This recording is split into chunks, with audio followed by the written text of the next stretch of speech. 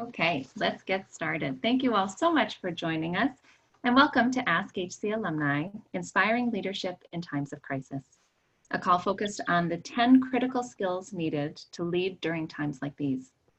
We'll take your questions, and alumni experts will help us discover creative solutions for today's unexpected problems. I'm Maura Sweeney, the Director of Alumni Career Development, and I'm happy to welcome you to my home and for today's call offered exclusively for Holy Cross graduates. Today I welcome Joan Hogan Gillman from the class of 1985 and Mark Nevins from the class of 1986. Joan served as the Executive Vice President and Chief Operating Officer at Time Warner Cable during the financial crisis. And Mark has worked as an advisor to CEOs and senior leaders for over 20 years. They've also worked together professionally in the past, and that's part of the reason why I've asked them both to join me today. I'm thrilled to have them sharing their advice with all of you, and I'm really looking forward to learn a lot too. I encourage you to submit questions throughout the presentation by checking out the Q&A function located on the webinar control panel, and I'll be moderating that throughout the discussion. So please, if you have questions that are timely as we go through these top 10, please enter them in and I'll try and ask those during the discussion. I also encourage you to contribute to the chat. I know that many of you are experts in your own right, and we love to hear the advice that you all have to contribute. This presentation is recorded and will be made available to all participants in a few days. Now, it's my pleasure to turn things over and introduce today's guests. Joan, thank you for joining us today. Thank you, Maura. It's wonderful to be here. Shall I take a few minutes and introduce myself, Maura? That would be great. Wonderful. Well, Maura touched on the last role that I was in, and I think what I hope today to do is to draw on my experience, 10 years working in the United States Senate, observing leadership, 3 different jobs in startups, observing how leaders manage through opportunity and crisis, and a very senior operating job at a company during the last financial crisis, and most recently as a board member in a governance role, serving on 6 company boards, navigating this crisis as someone supporting CEOs and trying to work with fellow board members in making decisions on what's best for these companies. So I'm really looking forward to this discussion. It's very timely, and I am very pleased to be joined by Mark, someone who I've worked very closely with. Wonderful. Thank you so much. I know that you have so much good insight to share with us. And Mark, I thank you for joining us today. It's my pleasure.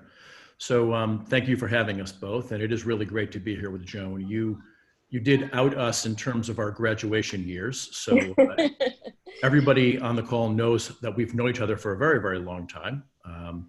Joan, I think, did her best to keep me in line when she was an RA, a year ahead of the Holy Cross, which some of the people on the call may offer their thoughts on how effective she was in doing that.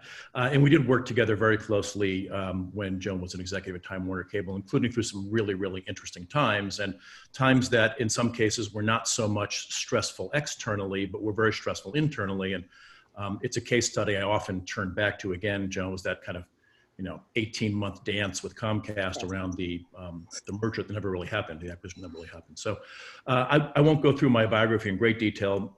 In essence, for the last 30 or so years, I've been working in organizational leadership in a variety of different ways. Right now, I spend my time principally working with CEOs and other enterprise leaders, some big companies, some smaller, high growth, often privately held companies. And I always say when people ask me, how do I add value, or why would somebody call me, that I'm most effective working with leaders at inflection points. And those are sometimes internal inflection points, like you've been brought into a new organization, you're promoted to a role, the board is looking to promote you to a more senior role, and they want you to round out your skill set. And then, of course, external realities as well, crises of various kinds, challenges in an industry, challenges sometimes in a sector, in an area. I've worked a lot internationally. And I wrote a book about a year and a half ago with the very prescient title, it turns out, What Happens Now? So the book is about how leaders need to adapt to themselves, not just change what's around them, but adapt themselves to changing times. And I think this is probably the question we're all most asking at this point. We've all settled into eight weeks now. By my count, we're in week 8 in the United States. And I think we're now all asking, okay, the novelty of this thing is worn off. So what's going to happen now? How do we get back to something resembling normal? And what should we all be thinking about as we think about how we might get back to normal? And I think that's the thing that Joan and I most hope to touch on today. Real pragmatic advice on what people should be doing now to survive today, but also to position themselves and their companies for tomorrow. Fantastic. No, it's so important, especially since we know that the now continues to change very drastically from week to week. So I think that's really critical to continue to be aware of all of that. And I think, it really does take us so perfectly into these top 10. And so we'll be structuring today's call by having Mark and Joan sharing a conversation, sharing their thoughts around each of these 10 items. The 10 critical skills for inspiring leadership in times of crisis that we put forward are to protect the assets, to create boundaries, to focus on the important, to lead from the front, to communicate and listen, to be authentic, to empower your team, to embrace your mistakes, to make the call, and to keep the faith and go the distance. So with that, I encourage you, like I said, as questions come in, please add them here. But Joan, I'd love for you to kick us off by talking about what you mean when you say protect the assets. Oh, wonderful. The way I think about protecting the asset is to first think about the foundation of good leadership. You have to be able to lead yourself to be able to lead a team.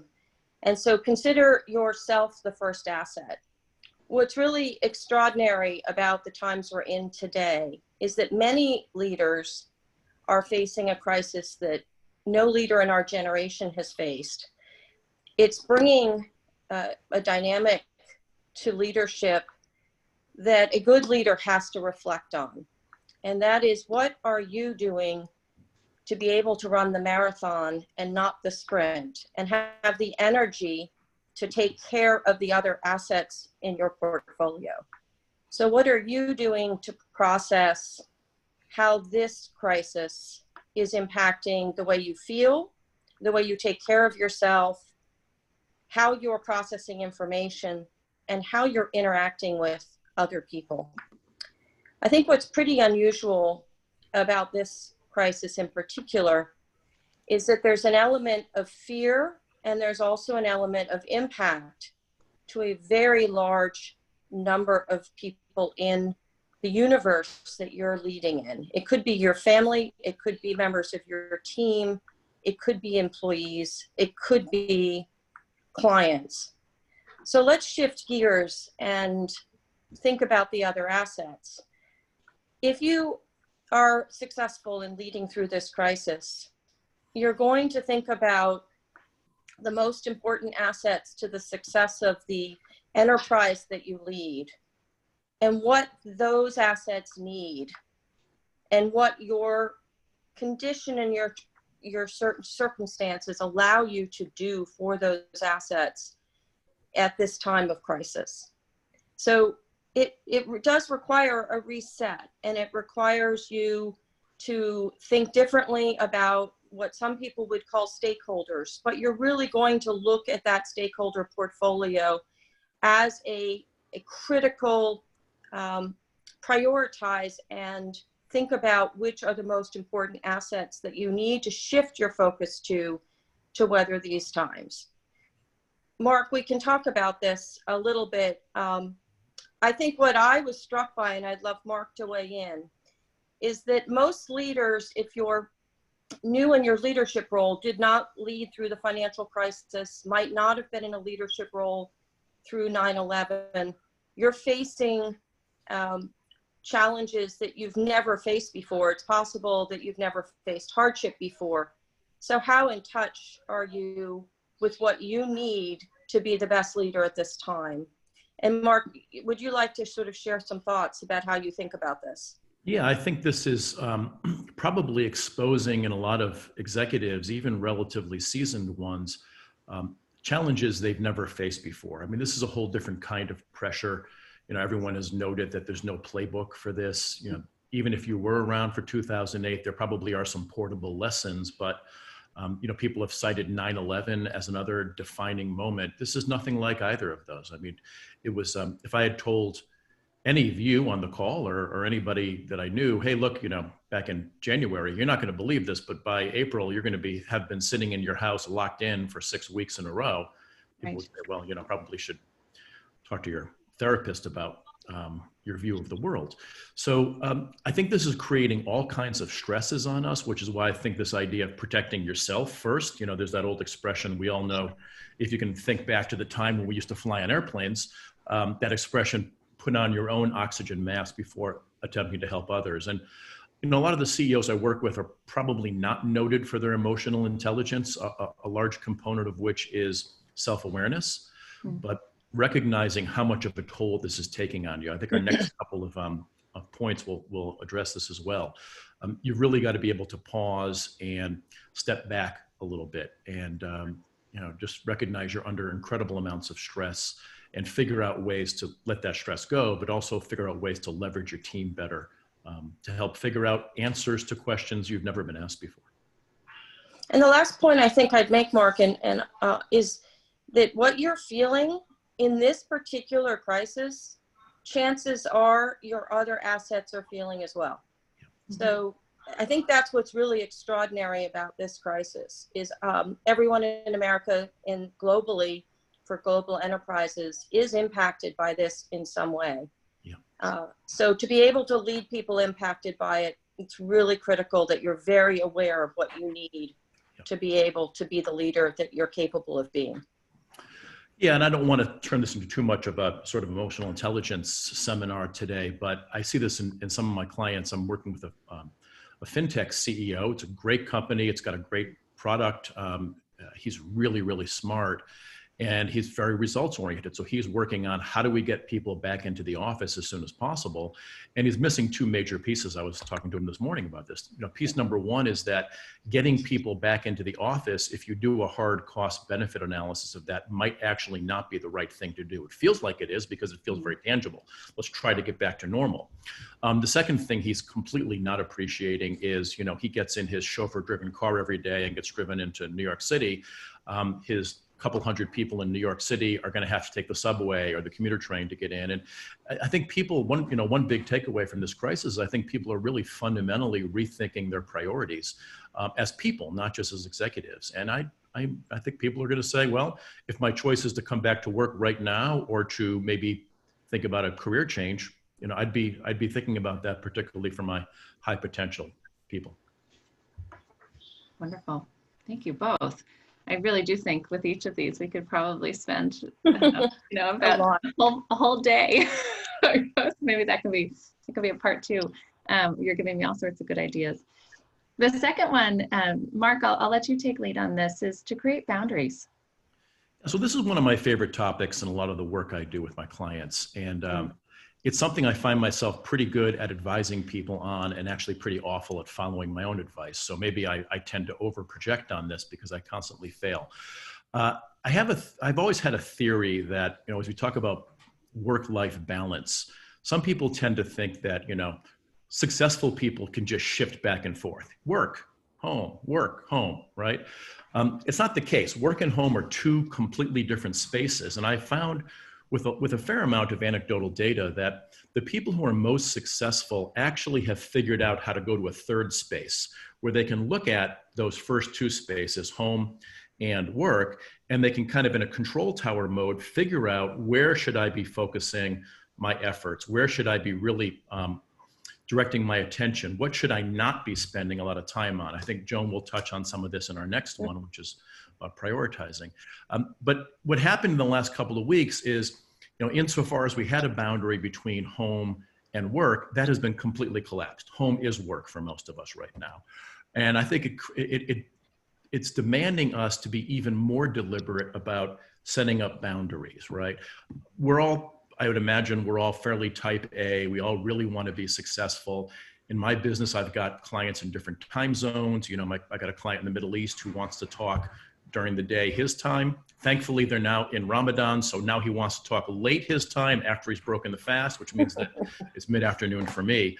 But you know, I could start at 7 in the morning, and then I've got clients who are like, I'm really at my best at 9 o'clock at night, Mark. Can you do a 9 o'clock call tonight? I'm like, maybe I need to create some boundaries. So all of us have to put in place boundaries, because if you don't, you're just going to be back on your heels all the time. It's all going to be reactive. And you know, I've made the observation a while ago. I don't often come up with clever phrases, but I said to somebody, if you feel like your life is like a game of Tetris right now, you're in trouble. And I don't know if everybody on the call remembers the game of Tetris, but I said, nobody ever wins Tetris. You just lose more slowly, right? So to get a high score means you lost more slowly than the last time. And that's just not going to work right now. And, you know, we'll talk about this toward the end, but this is a marathon, not a sprint.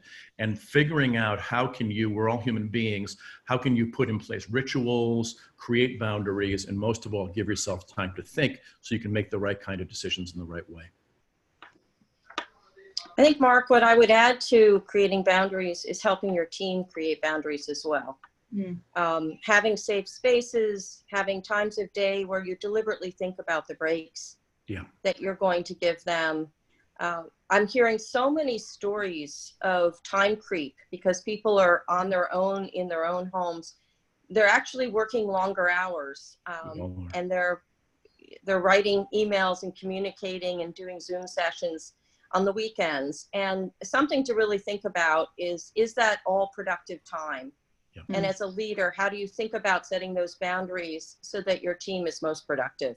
And the other point I think is that all of those natural boundaries we used to have, like, oh, I'm going to get in a taxi and go across town for a meeting. I'm going to jump on the subway. I'm going to have to commute home now.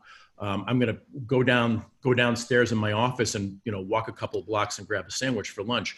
Those have all gone away. And again, we're all pretty results-oriented people. So, oh, look, this is great. I can just do back-to-back Zoom meetings all day long, and it takes a massive toll. So, you know, the natural boundaries we used to have in our lives don't exist anymore. We've got to put new ones in.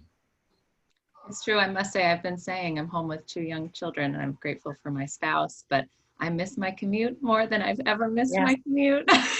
I know that was time to process, right? That was time. It's like shower time when you come up with a new idea and you wrestle with a problem set. If you don't have those breaks built in, you're not giving yourself the time to do that. Yes. So give me a few months back to my commute, and I'll be singing a different tune. But good to know that there's good reason for it. So for this one, I will admit that this visual speaks very true to me. Me as well. But the third point, Joan, if you'd like to start us off, was focusing on the important. Great. And this, to me, is where I think I can bring some experience and examples from what I confronted in 2008. My daughter's about to interrupt me. I'm doing a live webinar. When are you going to get off it? In an hour. In an hour. Okay. I'll be right with you, okay? Sorry about that. This is our reality. So I had a master plan. I was asked to lead a group, and we were going to lead a group through a very major transformation. And all the plans were in the works, and the financial crisis hit. And we realized very quickly that the plan of action that we had wasn't going to work during the financial crisis. It was going to be too disruptive. And so when I thought about answering and giving some advice on how to focus on the important, I think the first point I'd like to make is leaders have to reset what is important in a crisis. So for example, if your business has dropped off by 50% or 90% or even 20% for one reason or another, you're now faced with economic challenges that are going to impact what you can accomplish and how quickly you can accomplish it. In many cases, this crisis hit after goals would have been set at most companies for all of the employees. So what they thought was a measure of success and what they would work on for the year would be fundamentally changing. So focusing on the important first requires a leader to think about what is the new important. What are the new measures for success for the next 3 months, 6 months, and 12 months? What will you stop doing? What do you need to start doing that you were not doing? And what is important enough to continue? It really depends on the industry you're in, on the profession you're in.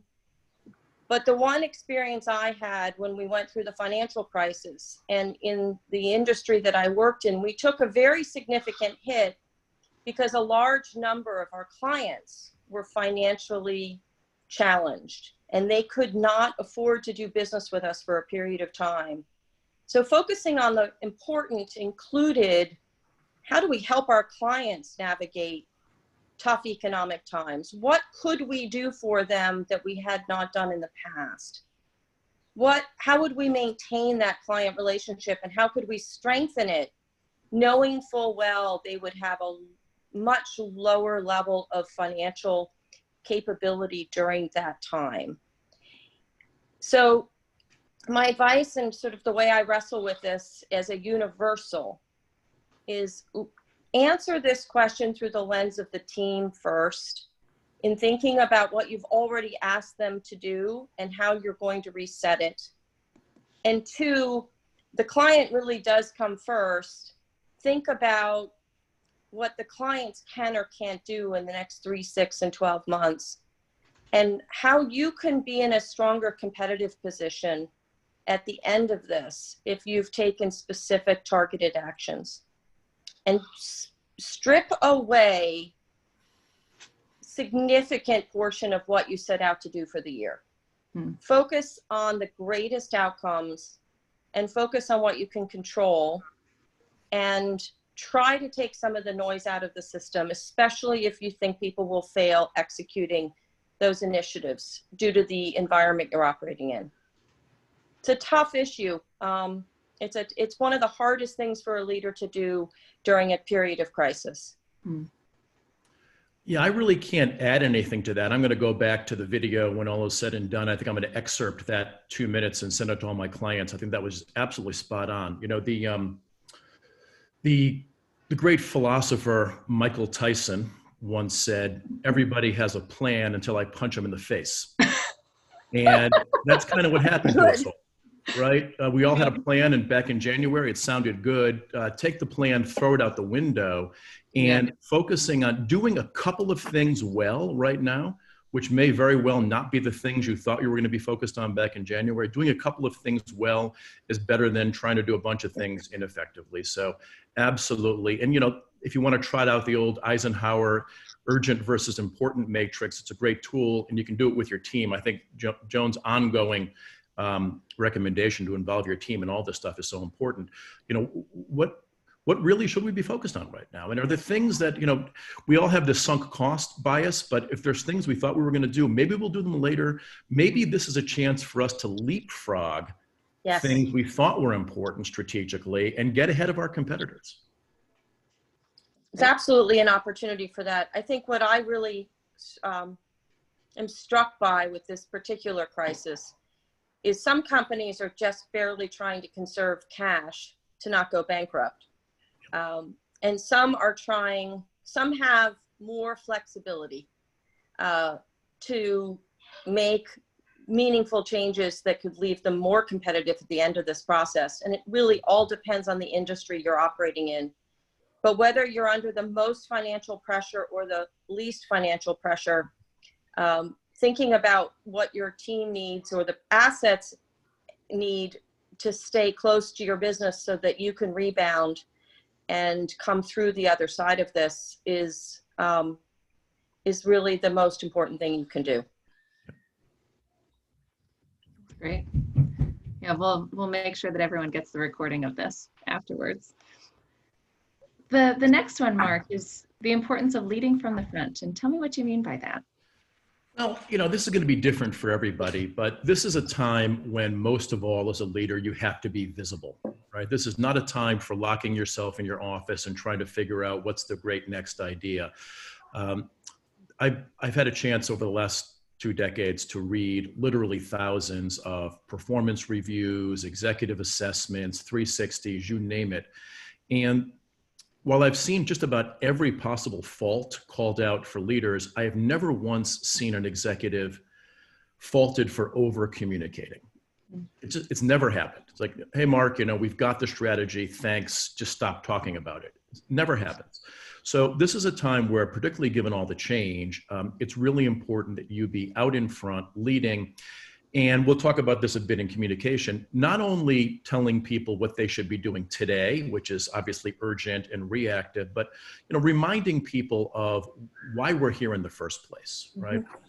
What's our purpose? What is the vision of this company that you joined, that you signed up for, or this organization? I think the leaders that will struggle are the ones who are not recognizing how important it is for them to be visible and to be present. The work from home thing is tough. I'm picking up a lot of great ideas from my clients, like they're doing a lot of skip level meetings. C-suite executives are joining town halls. I don't know of a leader who's not doing a weekly firm-wide town hall, or if it's a huge company doing a business unit town hall. I was originally thinking that might be too often, but I think weekly is probably about right. And there's plenty to update on, but there's also plenty to just kind of reinforce, showing them your confidence, being transparent about some of the challenges. But now is a time to be visible, and I think as Joan mentioned, to actually ask people as well. You can't have all the answers. So lead from the front, but realize that leading from the front also requires you to lead from the middle. Maura, it's a nice transition to communicate and listen. Shall I move to that one? Yeah, I think that's great. Because I think my comments on what Mark has said are under that theme as well. I think I agree with Mark. My experience during the financial crisis was that the more I did skip level meetings and the more I spoke and used video to communicate, and the more I held town halls, the more I could accomplish as a leader and the more feedback I could receive on whether the employees had what they needed to be successful. It proved to be enormously helpful, and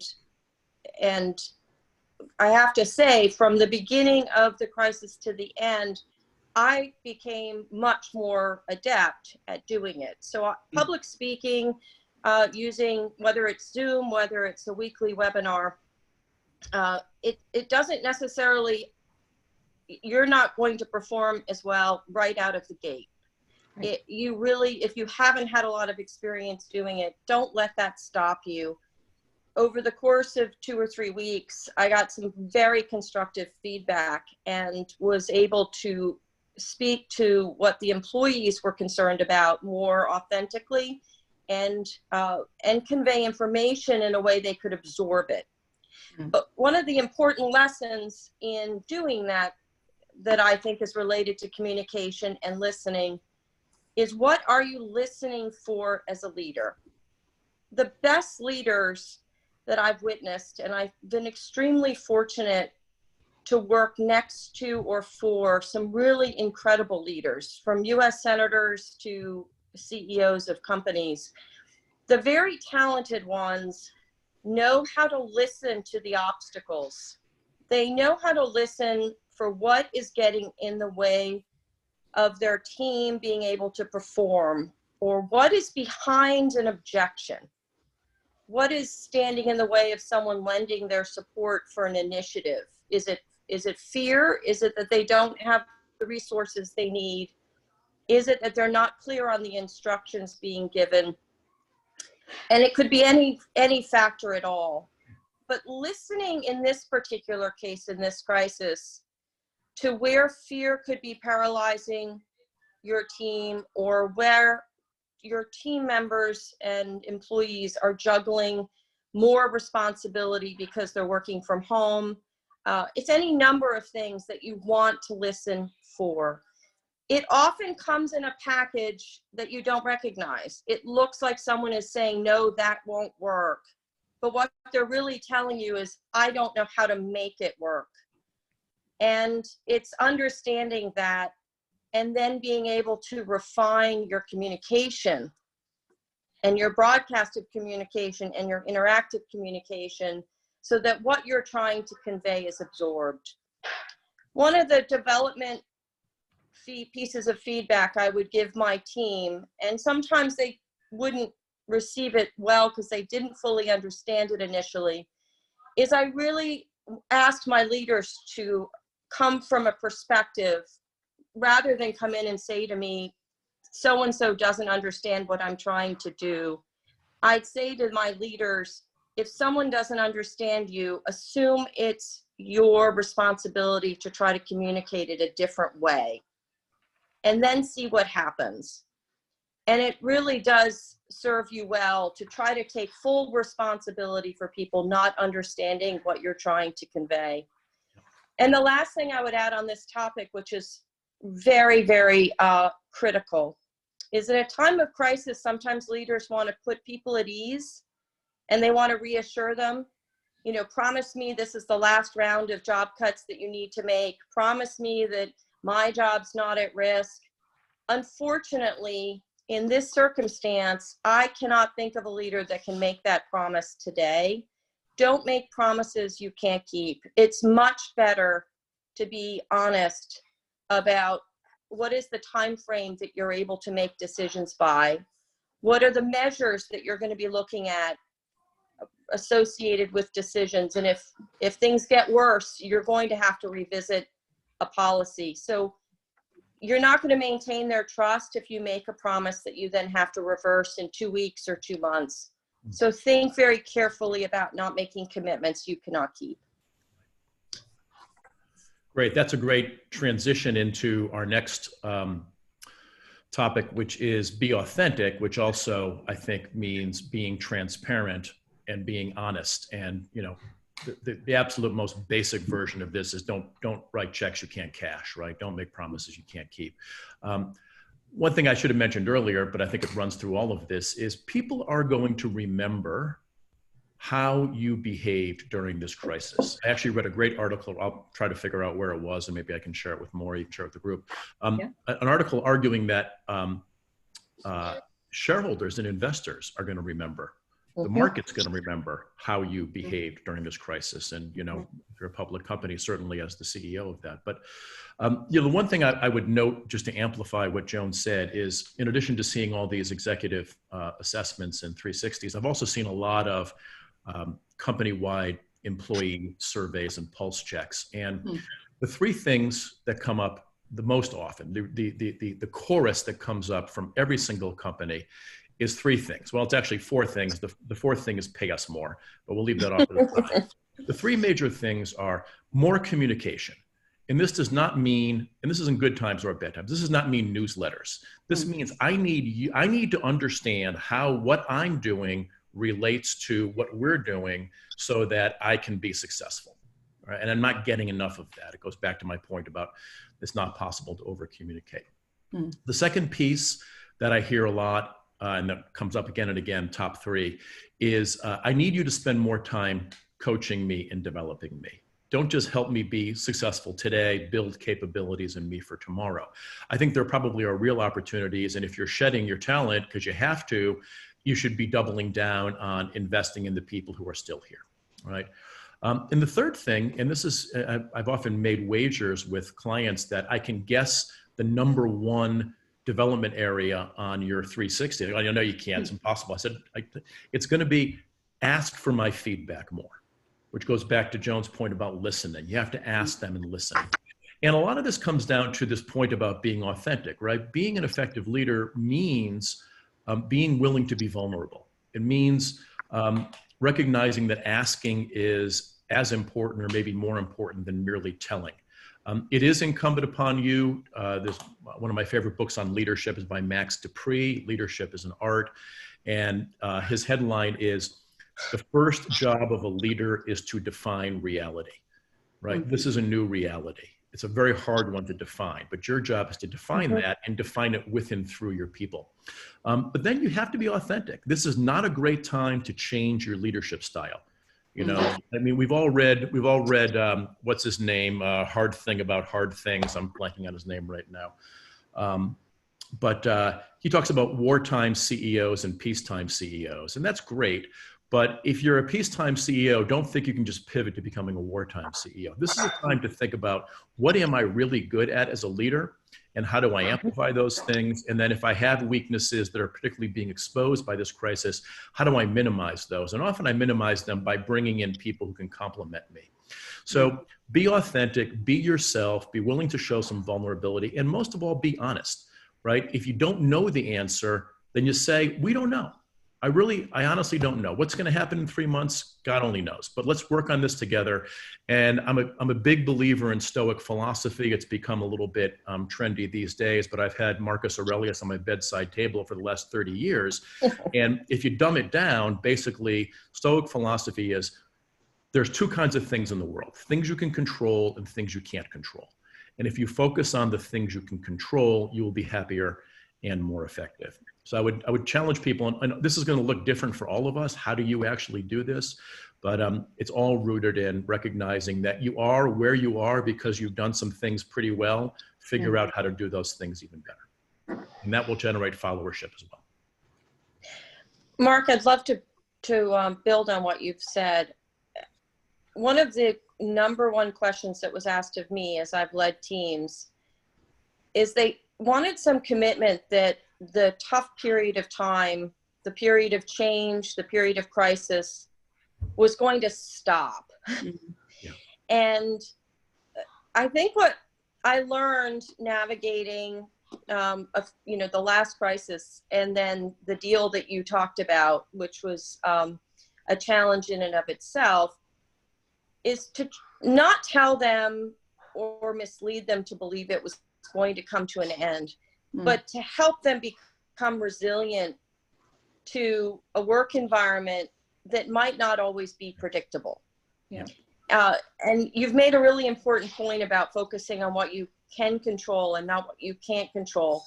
But as a leader, I really started to tap a lot of experts and trying to get advice on how to help human beings on my team get accustomed to having things happening around us that we couldn't control. Help them as a development.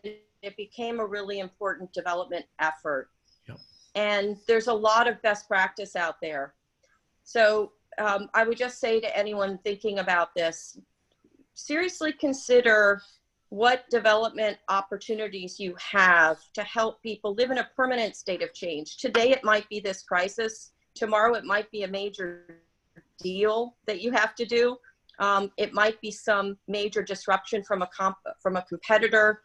But in our society today, change is constant, and how you're able to then pick the right signals and thrive in a challenging environment becomes a competitive advantage. So it's a good skill for leaders to develop. Before the call, Joan wisely reminded me I should be careful not to out any of my clients, particularly as negative examples, but I will out one as a positive example, and it's somebody Joan knows pretty well. So I was working closely with Time Warner Cable during this period of the long potential merger dance with the Comcast acquisition, I guess we call it.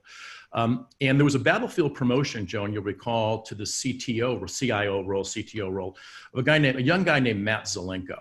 And he remains my patron saint, my go-to case study for this was a 15-month dance that ended up in a non-event.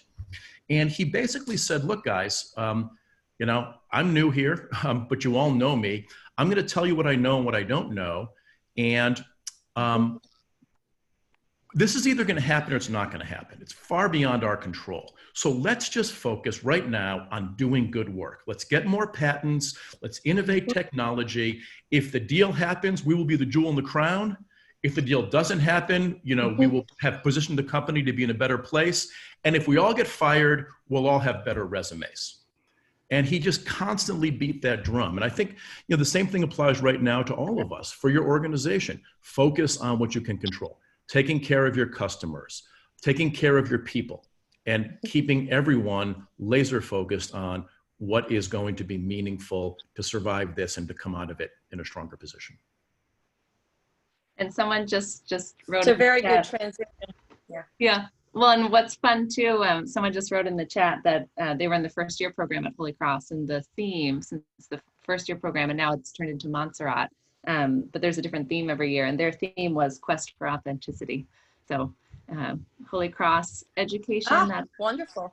Yes, not unexpectedly on point. Beautiful. The next It's a wonderful foundation.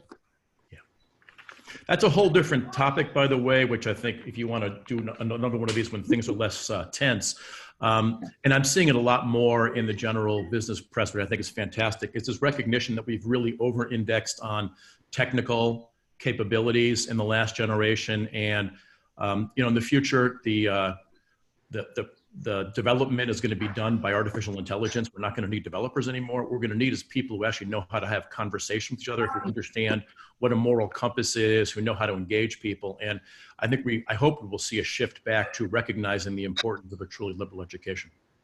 Wonderful. Well, and I mean, that actually is a great segue to teamwork, because It is. I still hear it from students now that everyone loathes the team projects and the group projects. And yet it's the reality for the rest of your life in the workplace. So Joan, I'd love to hear from you. Absolutely. And in the workplace environments that are most successful have figured this out. Yeah. Really, really good teamwork. And so what makes a good leader, and what are the attributes that relate to empowering your team?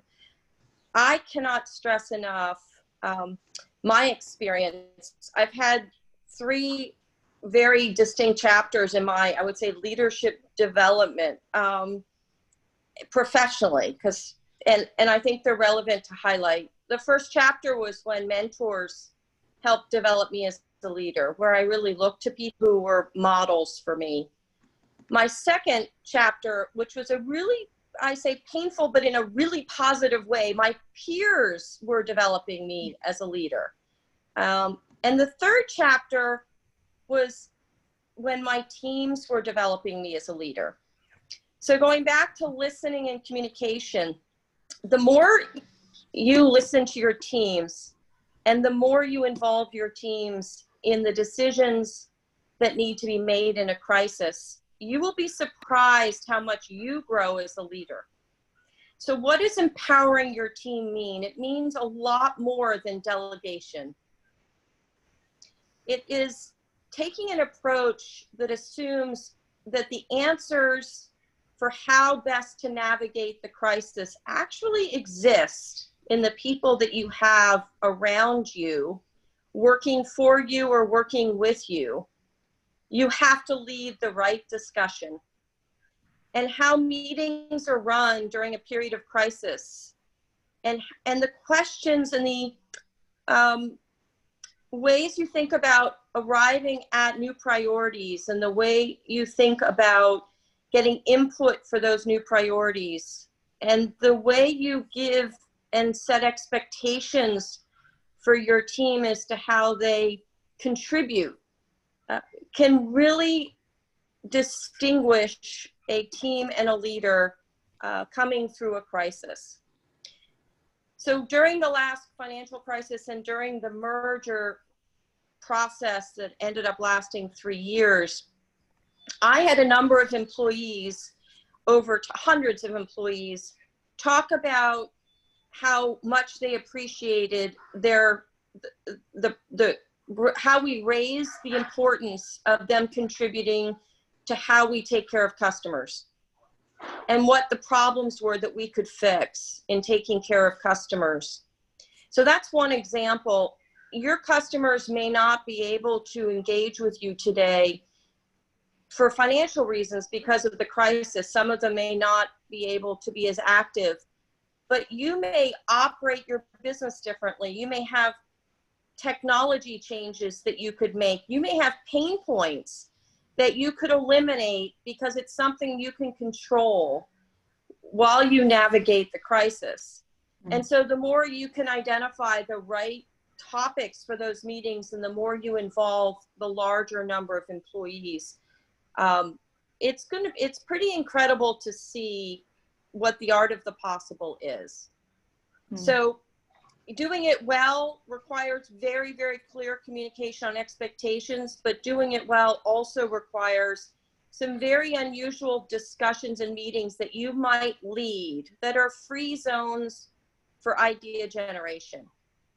If you could make 3 really critical changes during this crisis with the constraints that your business faces, what would your employees recommend that the company do? And how are they different than what might currently be on your roadmap? Yeah. So think about empower your team much more broadly than by giving them a task and empowering them to do the task. Think of it as much about collection of ideas, input into how well the teams are being led, and make that an active process during the crisis. Good. No, I agree with all that. I would say that, and I see this once in a while, if as an executive or a leader, you think you're pretty fully formed, you've got all the answers, you can't learn from anybody else, particularly you can't learn from anybody who is junior to you, you should just hang it up and go home. Yeah, exactly. The world is far too complicated at this point. Your effectiveness as a leader is not based on how much you know, it's based on who you know and how you can engage them and empower them.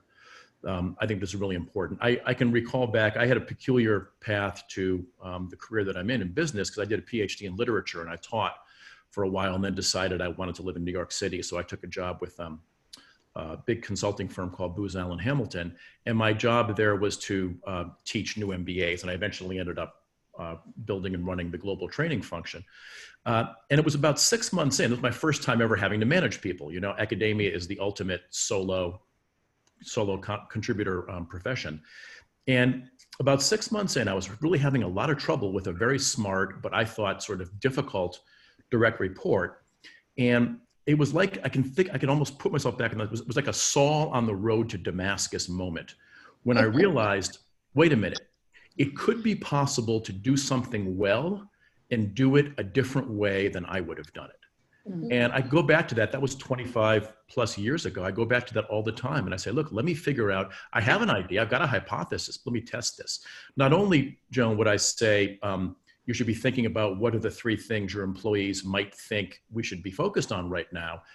Ask them, right? This is a great time. You don't have to do it, but understanding what they want and what they need is so empowering. And then if you decide to go a different direction, now you have the grounds to understand how to manage their expectations, because they're not going to get what they thought they were going to get. Mark, if I can build on one thing that you said as well, one example is look what we're doing today. We're using Zoom to have a session and talking about a really important topic. If I think about leading a team, if you're in a very senior leadership role, you probably have fewer skills, digital social skills, than the 22 to 30-year-olds in your company. And right. They have been navigating digital and social tools quite naturally since they were in high school, and maybe, a little earlier.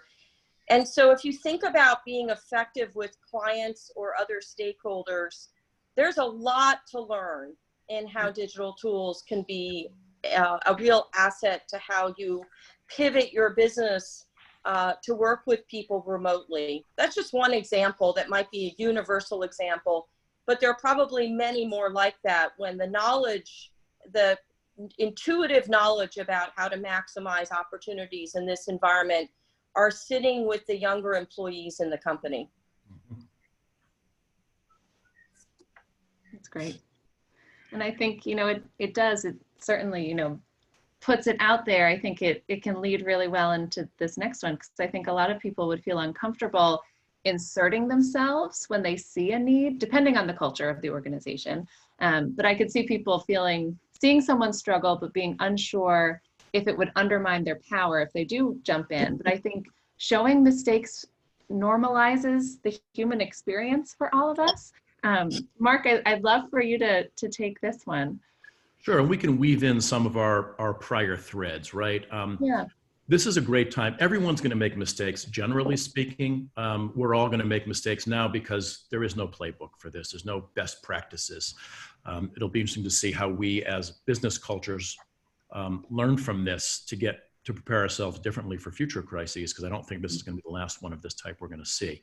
But in good times, what you want to do if you're going to empower your people is let them make mistakes. So a great mentor of mine worked in the CIA, and he was a destroyer commander, and I've never really been on a boat, certainly on a warship, but he said his metaphor was, you have to let your people make mistakes, and it's okay if we take hits above the waterline, just make sure we don't take hits below the waterline. Making a mistake is fine, presuming that it doesn't endanger the enterprise. Making the same mistake a second time is a problem. So I would be looking for that. I also think it's important, and we're going back to, again, some of the things from before, good leaders not only allow people to be empowered, they also honor their risk takers. So people who are willing to challenge the status quo, who are willing to speak up, who are willing to say, hey, wait a minute, what's going on here? One of the first lessons I got when I was at Booz Allen, a management consulting firm, as a senior partner pulled me aside and said, I need you to talk up more in these meetings. I'm like, I just got here. I said, no, I need you to talk up, particularly because you're new, because you're going to see things we don't see. But he said, and as a Catholic, this resonated with me, sins of omission are worse than sins of commission. So don't worry about saying something dumb. If it's dumb, we'll just say that's dumb, but in a nicer way, maybe. But if you ever find yourself saying, maybe I should bring this up, nah, that's dumb. And then later on, it turns out that we really could have known, we could have benefited from knowing that, don't tell us, because we're going to hang you up in the town square. So I think it's important to create a culture, including right now, where people are not afraid to make mistakes. And then I think it's also important that you yourself embrace your mistakes. Go back to the vulnerability. You don't have a crystal ball. You're not going to get everything right. If you make a mistake, call it out, right? I was late to sports, and I played basketball in high school. And so I had never been coached before. And sometime in my first year of playing basketball, we were being taught how to play defense. And the coach said, hey, look, if your man beats you, you have to call for help. And my first reaction was, so I just made a mistake and I'm going to announce it to the whole gym, right? This is just counterintuitive behavior. So no, you have to call it out so that your teammates can help you. And I do think, there's a lot of really useful sports metaphors for here. I'll call out my college roommate. I know he's on the line. And when we were roommates, at one point he was telling me, I don't know what the occasion was, but he was telling me about his experience as a high school football player, and he was a cornerback, he was a defensive player. And he said, the one lesson I learned from this is every once in a while you're going to get burned on a big play. You're not going to stop the guy. He's going to make the catch. They're going to get a ton of yards. You have to have the presence of mind to learn from that mistake immediately. Because we're going right back to the line of scrimmage again. Learn from that mistake immediately, but don't keep thinking about it. Because if you keep thinking about it, he's going to burn you on the next play. And I think for leaders, it's finding that right balance. It's really important, right? We're going to make mistakes. Don't make the same mistake twice, but figure out how you learn from your mistakes. I think what's really interesting, Mark, about this particular skill is, how do you define what a mistake is? And in a crisis, I think leaders have to create a lot more room for people to not be afraid to come forward with pretty radical ideas. Yeah. So define a mistake as, if there's a company policy and you're going to do harm to someone, that's a mistake. But if it's an idea for how your team can do a better job at meeting financial goals or meeting development goals or meeting client goals, very few mistakes are made in trying a new idea. The mistake is not having a plan B or not knowing how to fix it. So I've had a number of bosses, and I've developed this ability. If you've been a leader and hired hundreds and hundreds of employees, you're going to make mistakes in hiring some of them. You're going to get it right sometimes, and you're going to get it wrong. And The really good leader doesn't beat themselves up over a wrong hire. The mistake is not fixing it. It's not fair to an employee if they're in the wrong job. And it's not fair to the team that's there that it can't be productive because the wrong fit might be disruptive to performance. So the mistake in that case is not fixing it quickly. And I think good leaders think about not making the mistake, but the mistake is not fixing a mistake quickly enough. And so create a lot of latitude, but then also train people to respond and have a plan B so that you don't end up doing damage with a decision. That's the way I would have you think broadly about this, especially during a crisis, because there is no playbook right now for what is the right way to navigate through the COVID-19 crisis. Right. Yeah, there was that expression that came out of Silicon Valley back in the heyday before they were appearing in front of Congress on a regular basis. And it was move fast and break things. And I love that, but I think we've forgotten that the purpose of breaking things is not to break things. The purpose of breaking things is to then say, okay, what can we learn because this thing we made didn't actually work and it broke. And you know, I won't turn this into a Hallmark card, but some mistakes end up being brilliant inventions in their own right. You know, the ubiquitous sticky pad was a mistake on 3M's part because they devised a glue that didn't really work well. And then somebody said, well, hold on a minute. Do we have any use for a glue that kind of works a little bit, but not really perfectly?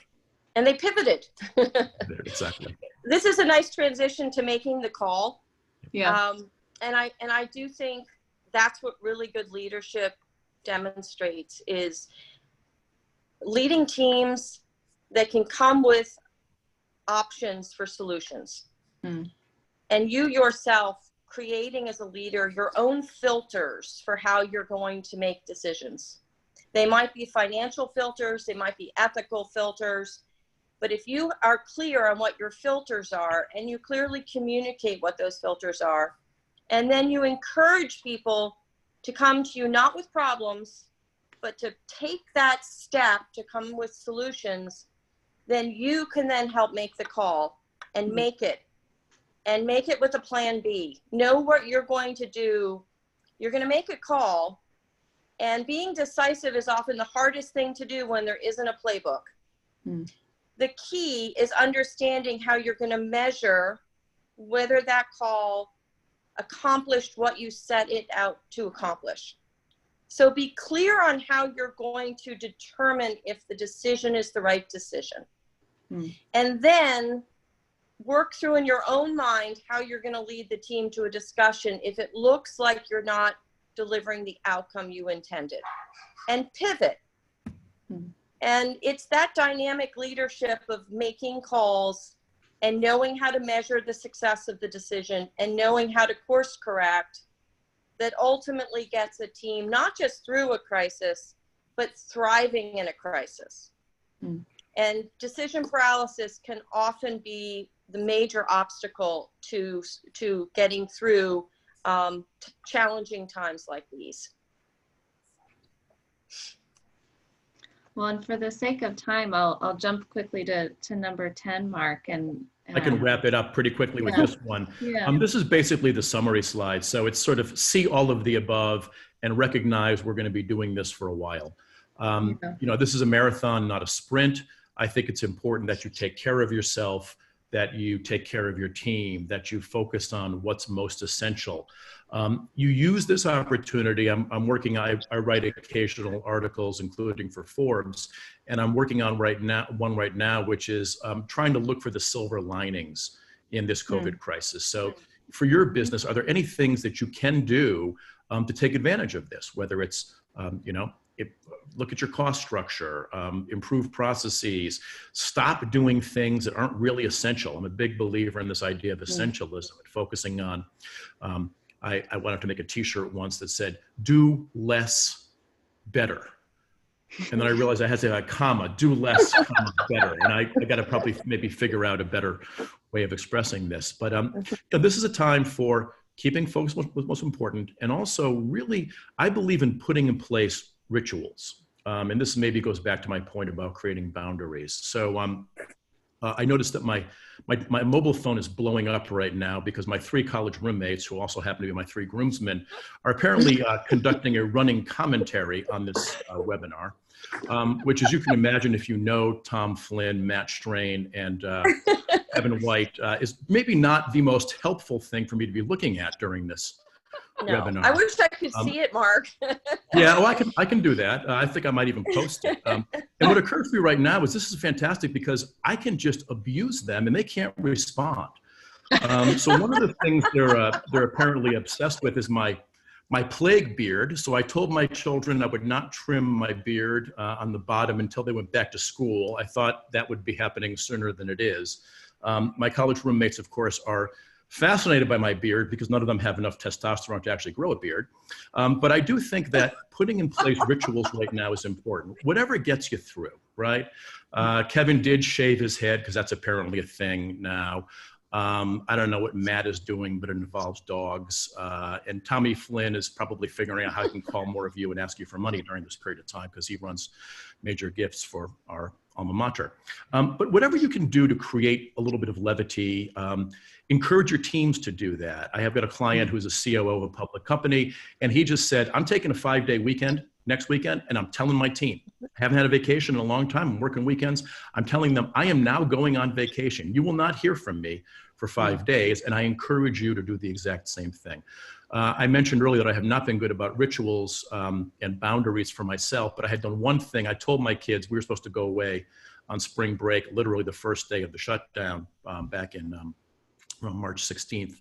And I told them, okay, here's what I'll commit to you. We will watch a movie every single night. So every night from 6 to 8:30 is sacrosanct time, and we get together as a family, we have dinner and watch a movie. We're on day, I think, 50 something at this point. And it's been great, and I look forward to it, and it's kind of a thing that I can use to kind of keep me centered. So I'd encourage all of you, we're not going to get back to normal anytime soon. It's not going to be normal. It's going to be a new normal. We're going to be wearing masks for a long time. We're going to be lining up. Everything is going to be inefficient. So see what you can do to create the resilience that you can keep this going and maintain the presence of mind to figure out how you can be effective in whatever your leadership role is. Mark, that was a great way to wrap up. And we didn't compare notes, but we're also on day 55 and watching a nightly movie from Beautiful. 8 to 10:30 every evening.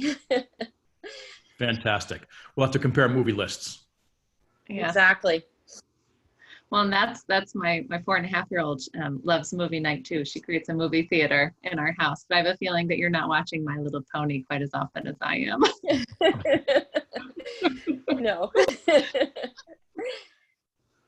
So I know that we had hoped to have time for Q&A, and we are over the hour mark. So I appreciate everyone who's stayed on. Hopefully the questions that you had in your head have been able to be answered throughout the discussion, because I know, Joan and Mark, you hit on so many really, really important and really helpful topics, and I've learned so much. I was really looking forward to this session. So thank you both so much for taking the time and sharing your advice with all of us. Thank you, Thank Maura. you. It was Great. really enjoyable. wonderful. Thanks so much.